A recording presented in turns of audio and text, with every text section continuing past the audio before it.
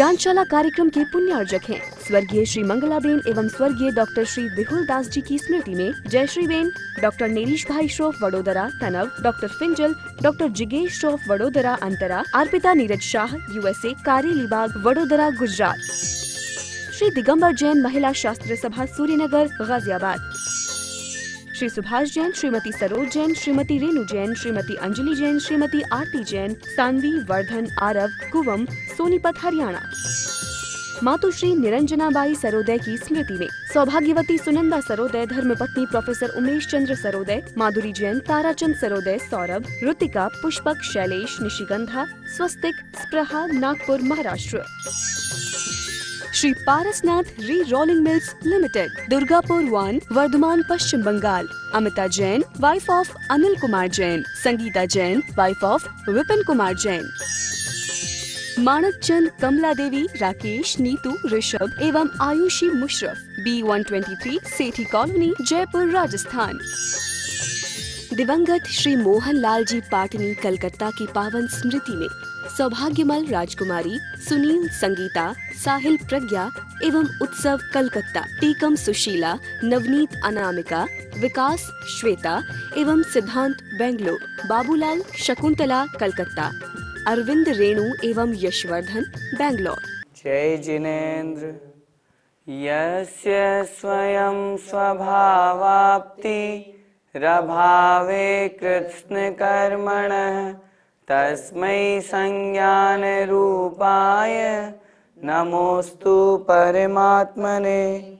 पंच परमेष्ठी भगवान की, द्वादशांग जिनवाणी माता की, संत शिरोमणि आचार्य गुरुवर 108 श्री विद्यासागर जी महाराज की जय। पिछली ज्ञानशाला में हमने देखा किस प्रकार जब योगी आत्म स्वरूप की ओर बढ़ता है, अन्य पर पदार्थों से उसकी संवित्ति, उसकी प्रतीति अपने आप दूर होने लगती है। तब शिष्य ने प्रश्न किया, हे भगवान, जब आत्मानुभूति बढ़ती है तब उस अवस्था में योगी की क्या दशा होती है, क्या अवस्था होती है? उसी का उत्तर देते हुए आचार्य भगवान अगला श्लोक कह रहे हैं। आइए। निशामयति निशेष मिन्द्रजालोपमं जगत् स्पृहयत्यात्मलाभाय गत्वा न्यत्रानुतप्यते। आइए श्लोक का अर्थ देखते हैं। निशामयति निशेष मिन्द्रजालोपमं जगत। निशामयति अर्थात दिखाई देने लगता है। निशेषम यहाँ से मैं निकलेगा, निशेषम अर्थात समस्त, पूरा का पूरा। इंद्रजाल उपमम, इंद्रजाल के समान। क्या? जगत अर्थात संसार। जब जीव आत्मा की ओर बढ़ता है, आत्मानुभूति होती है, तब उस समय उसे यह सारा का सारा संसार इंद्रजाल के समान दिखाई देने लगता है। इंद्रजाल अर्थात जादू के समान, जो दिखाई तो देता है लेकिन वास्तविकता में वैसा नहीं होता। स्पृहयत्यात्मलाभाय है। स्पृहयति आत्मलाभाय। स्पृहयति इच्छा होती है, अभिलाषा होती है। किसकी? आत्मलाभाय, आत्मस्वरूप प्राप्त करने की। जिस समय उन योगी को आत्मस्वरूप प्राप्त करने की इच्छा होती है, उस समय यह सारा का सारा संसार इंद्रजाल के समान दिखाई देने लगता है। और फिर गत्वा अन्यत्रानुतप्यते, गत्वा अन्यत्र अनुतप्यते। यदि उनका मन कहीं दूसरी जगह गत्वा चला जाता है, अन्यत्र अर्थात दूसरे स्थान पर, उस आत्म स्वरूप को छोड़ करके, शुद्धोपयोग से हट करके यदि उन योगी का मन अन्य स्थान पर चला जाता है, तो वहां जाने पर अनुतप्यते, वे व्याकुल हो उठते हैं, दुखी हो जाते हैं, परेशान हो जाते हैं। कहने का क्या तात्पर्य? मतलब यह है कि जब आत्मानुभव बढ़ता है, उस समय अन्य स्थानों पर मन नहीं लगता, अन्य स्थान उन्हें दुखी करते रहते हैं। इसलिए उन दुखी स्थानों को छोड़ करके वह अपने आत्म स्वरूप को प्राप्त करने की उनके अंदर इच्छा होती है, अभिलाषा होती है, और उस स्थिति में उन्हें यह सारा का सारा जगत निशेषम जगत, यह पूरा का पूरा संसार उस इंद्रजाल के समान दिखाई देने लगता है। सारे संसार के प्रति उनकी धारणा बन जाती है कि मुझे दिखाई तो दे रहा है, लेकिन वास्तविकता में ऐसा नहीं। जैसे जादूगर कोई खेल दिखाता है, जादू की किताब आप पूछेंगे मुझे शेर दिखाओ, वो आपको किताब में शेर दिखा देगा। फिर आप कहोगे मुझे बिल्ली दिखाओ, वो उसी किताब में आपको बिल्ली दिखा देगा।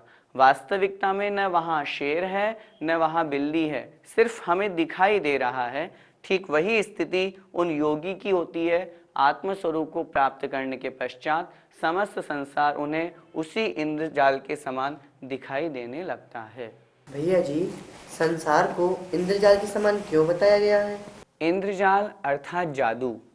जिस प्रकार जादू होता है आप लोगों ने कभी देखा होगा, वह क्या करता है जादूगर, सामने वाले को जो देखने की इच्छा होती है वह उसको वैसे वैसे दृश्य दिखाता है। नुक्कड़ नाटकों पे बहुत तरह की स्थिति ऐसे ही बहुत बार बनती है।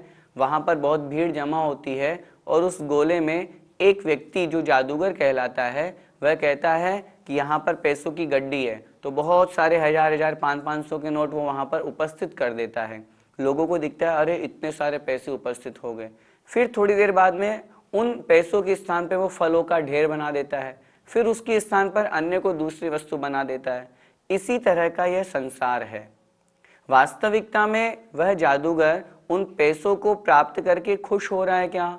क्या वह पैसे, वह फलों का ढेर वास्तविक है क्या? नहीं है। ठीक इसी तरह की स्थिति संसार की है। जो हमें अपनी आंखों से दिखाई दे रहे हैं ये वास्तविक नहीं है। लिखा है ना, इंद्रजाल आकाश नगर सम निराधार जानो, जो पर को सुख दे, जो पर को दुख दे सुख माने उसे पतित जानो। यह संसार एक इंद्रजाल के समान है। उसी प्रकार जब यह योगी अपने आत्म स्वरूप में लीन होता है तो उन्हें ये सारी की सारी वस्तुएं उस जादू के समान निरर्थक दिखाई देती है, जिनका कोई अर्थ नहीं, कोई वास्तविकता नहीं। बारिश के दिनों में जब छोटे छोटे बच्चों को देखते हैं, वे जल के बुदबुदे को देख करके बड़े खुश होते हैं। उस जल का, वह जल का बुदबुदा जब तक बुदबुदा बना रहता है तब तक वो बहुत खुश होते हैं, और जैसे फूट जाता है तो मन में दुखी हो जाते हैं। संसार भी तो ऐसा ही है। वास्तविकता में यहाँ कुछ भी स्थिर नहीं है, सब कुछ क्षणिक है, पर्याय रूप में है। इस तरह का जान करके वह योगी इस संसार के वश में नहीं होते और पूरे संसार को इसी तरह का जान करके और संसार से दूर होने का प्रयास करते हैं। संसार से दूर होंगे तभी तो आत्म स्वरूप में लीनता बनेगी। वह योगी चाहते हैं कि मुझे आत्म स्वरूप की प्राप्ति हो, और इसके लिए उन्हें यह संसार इंद्रजाल के समान, जिस तरह मृग मरीचिका होती है, वास्तव में वहाँ पर पानी नहीं है, लेकिन फिर भी उन सूर्य की किरणों के द्वारा इस प्रकार का दृश्य वहाँ उपस्थित हो जाता है कि दूर से देखने पर हमें लगता है कि वहाँ पर पानी है। लेकिन वह मृग, वह हिरण उस जल को प्राप्त करने के लिए दौड़ता जाता है, परंतु उसे जल की प्राप्ति नहीं होती। उसी प्रकार संसार होता है। उसी प्रकार यह संसार के पंचेंद्रिय विषय भोग होते हैं, जो हम सोचते हैं, विचार करते हैं कि हमें सुख दे देंगे, लेकिन वास्तविकता में सुख प्राप्त नहीं हो पाता, और यही स्थिति उन योगी की बन जाती है। भैया जी, ऐसे साधुओं का हमें कौन सा उपयोग मानना चाहिए? उपयोग 3 प्रकार का होता है: अशुभोपयोग, शुभोपयोग और शुद्धोपयोग। तीव्र कषाय रूप परिणाम होना, पंचेंद्र के विषय रूप परिणाम होना, यह अशुभोपयोग है। मंद कषाय रूप परिणाम होना, यह शुभोपयोग है, और कषाय रहित परिणाम होना, यह शुद्धोपयोग है। आप बात कर रहे हैं ऐसे साधुओं की जो आत्म स्वरूप में लीन हैं, उस समय उनके शुद्धोपयोग होगा। जैसे ही वह शुद्धोपयोग से च्युत हुए, निश्चित रूप से वो शुभोपयोग को प्राप्त होंगे।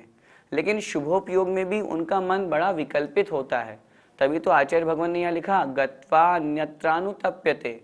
उस शुद्धोपयोग से छूटे, आत्म स्वरूप से लीनता हटी, शुभोपयोग में आए, तब पुनः मन बार बार करता है कि नहीं, मुझे तो शुद्धोपयोग में ही जाना है।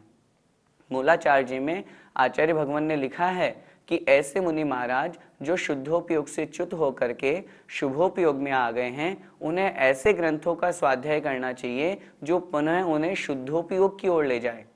शुद्धोपयोगी आत्म में लीन जो साधु महाराज होते हैं, उस समय वह आत्म स्वरूप में तल्लीन हो जाते हैं और क्वचित कदाचित यदि पुनः वह गिर करके शुभोपयोग में आ जाते हैं तो पुनः उनकी भावना बनी रहती है कि मैं शुद्धोपयोग को प्राप्त हूँ। इस प्रकार आत्म ध्यान में तल्लीन साधुओं को उस समय, जिस समय आत्म ध्यान में तल्लीन हैं, उनके शुद्धोपयोग जानना चाहिए, और जब वो वहाँ से च्युत होकर के अन्य जो 28 मूल गुणों का पालन है, चारित्र का पालन है, प्रतिक्रमण, प्रत्याख्यान, सामायिक आदि है, उस समय उनके शुभोपयोग जानना चाहिए। भैया जी, योगी उपयोग के अन्यत्र जाने पर दुखी क्यों होता है? जिसे जो वस्तु चाहिए, यदि वह वस्तु उसे प्राप्त नहीं हो तो वह जीव दुखी हो जाता है। यही स्थिति उस योगी की है। योगी चाहता है कि मैं आत्म स्वरूप में ही लीन रहूं। क्यों? क्योंकि उनका लक्ष्य है मोक्ष को प्राप्त करना, और वह मोक्ष शुद्धोपयोग माध्यम से ही होगा। तो वह योगी यही चाहता है कि मेरा मन, मेरी आत्मा हमेशा शुद्धोपयोग में ही लीन रहे, मैं हमेशा आत्म स्वरूप में लीन रहूं।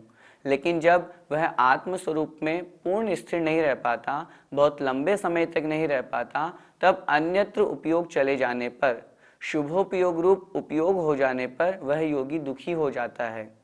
यों चिंत्य निज में थिर भये तिन अकथ जो आनंद लयो। अर्थात आत्म स्वरूप में बड़ा सुख और आनंद है। यह हम सिर्फ वचनों के माध्यम से नहीं कह सकते, यह तो सिर्फ एक अनुभव की चीज है।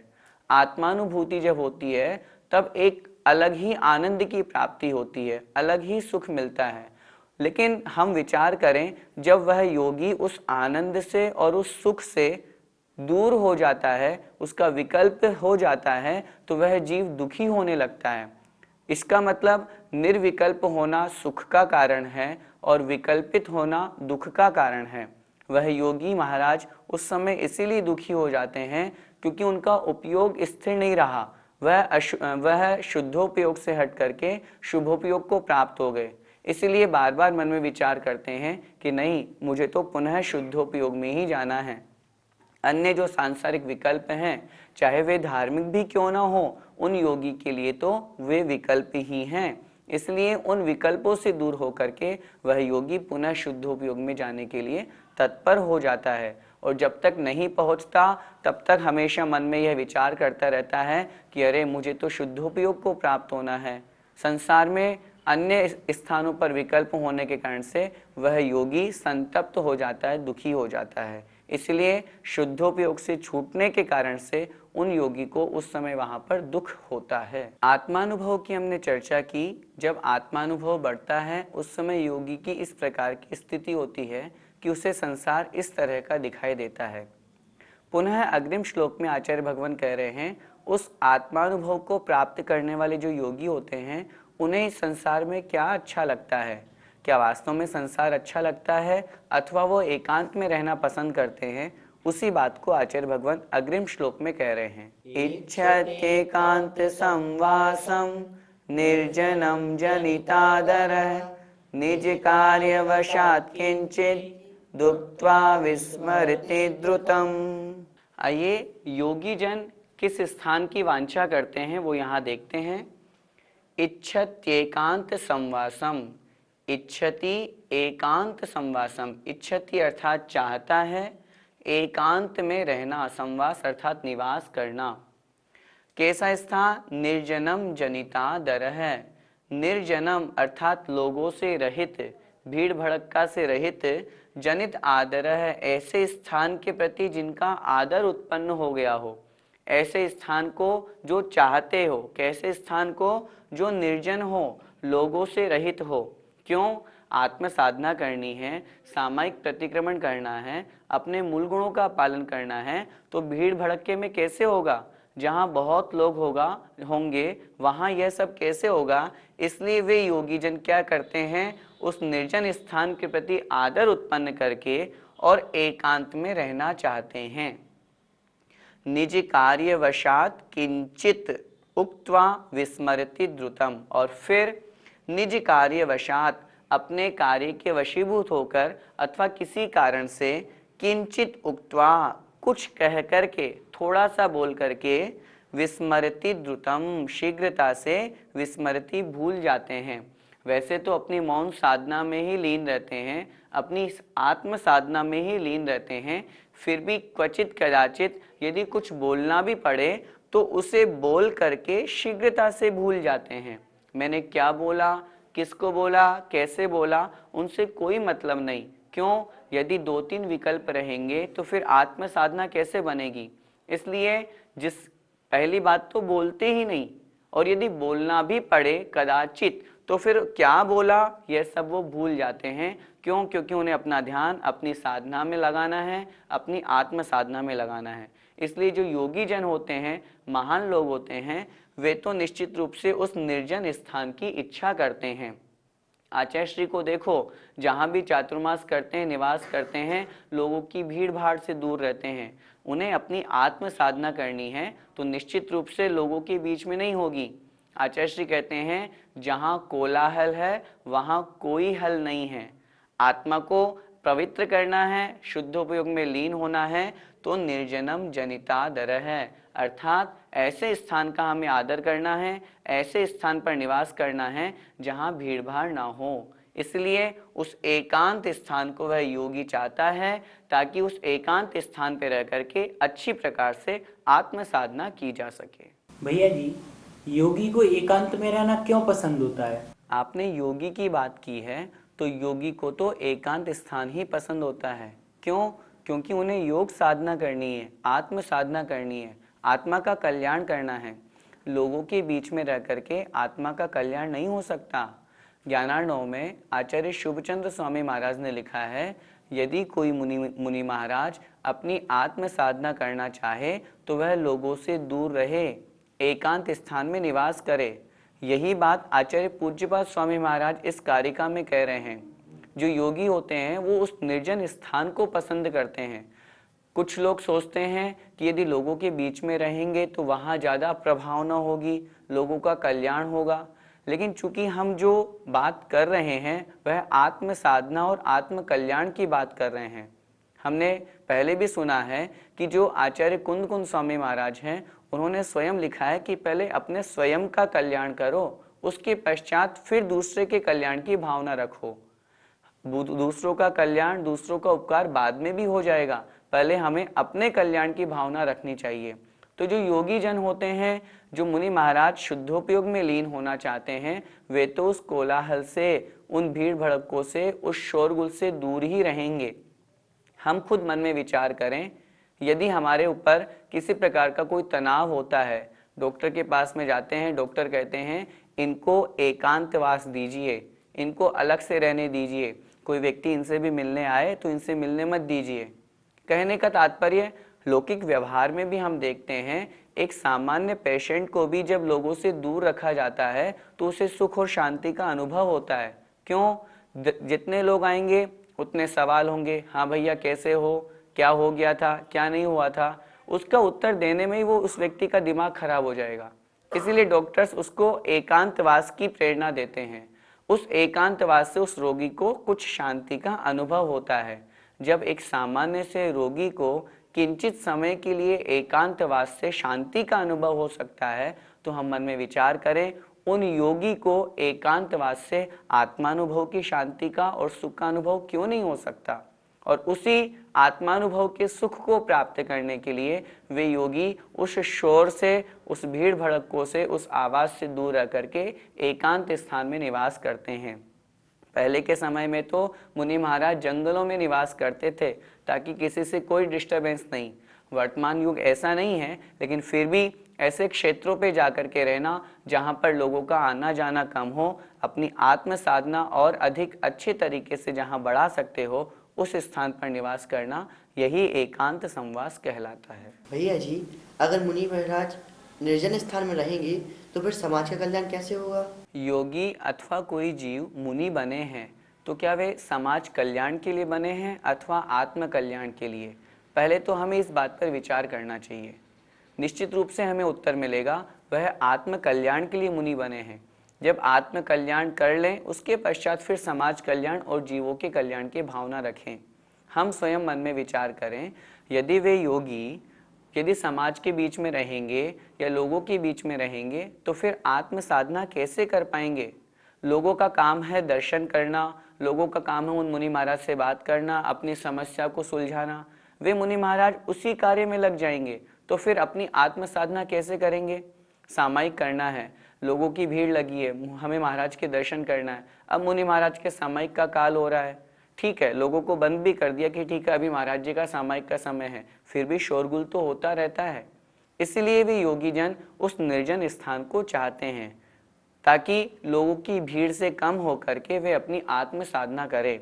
देखो ना, तीर्थंकर भगवान अथवा चतुर्थ काल की जब हम बात करते हैं उस समय तो वो निश्चित रूप से सिर्फ अकेले ही निर्जन स्थान पर जंगल में ही निवास करते थे, परंतु वर्तमान में युग वैसा नहीं है, तो भी वो ऐसे स्थान को ढूंढते हैं जहां पर लोगों का आना जाना कम हो, लोग नहीं आए, ताकि उनकी साधना अच्छी हो सके।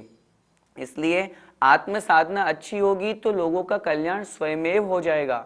आचार्यों ने शास्त्रों में लिखा, जब हम रिद्धियों को पढ़ते हैं तपस्या के प्रभाव से वे रिद्धियां प्रकट हो जाती है और उन मुनि महाराज के दर्शन करने मात्र से हमारी अशांति, हमारे दुख दर्द स्वयमेव दूर हो जाते हैं।